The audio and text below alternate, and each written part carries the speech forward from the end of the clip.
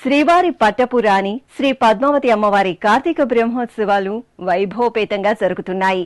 పద్మశాలీయుల ఆడపడుచుగా ప్రసిద్ధి చెందిన అలమేలు మంగమ్మకు ప్రతి ఏటా బ్రహ్మోత్సవాల సందర్భంగా పద్మశాలి సంఘం ఆధ్వర్యంలో చీర, సారెలను సమర్పించడం సత్సంప్రదాయంగా వస్తోంది. ఈ సందర్భంగా ఆంధ్రప్రదేశ్, తమిళనాడు, తెలంగాణ రాష్ట్రాల నుండి వచ్చేసిన పద్మశాలీయుల సంఘం ప్రతినిధులు అమ్మవారికి పట్టు వస్త్రాలను తీసుకుని తిరుచానూరులోని పుష్కరిణి వద్ద ఉన్న నీరాడ మండపానికి చేరుకున్నారు. అక్కడి నుండి మంగళ వాయిద్యాల నడుమ మాడవీధులలో ఊరేగుతూ ఆలయం ఎదురుగా ఉన్న వాహన మండపానికి చేరుకున్నారు.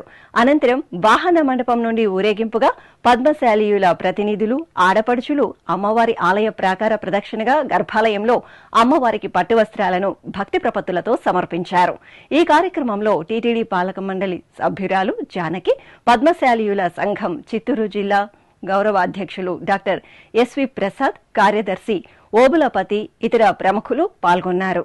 ఈ సందర్భంగా పద్మశాలీయుల సంఘం అధ్యక్షులు డాక్టర్ సేపూరి రామ్మోహన్ ఎస్వీబీసీతో ప్రత్యేకంగా మాట్లాడారు. ఓం శ్రీ పద్మావతీదేవి నమః. పద్మావతి అమ్మవారు పద్మశాలీయుల ఆడపడుచుగా శాసన గ్రంథాల్లో లిఖించబడి ఉంది. తిరుమల తిరుపతి దేవస్థానంలో అది నిక్షిప్తమై ఉంది. యావత్ పద్మశాలి కులస్తులకందరికీ కూడా పద్మావతి అమ్మవారు ఆడపడుచు.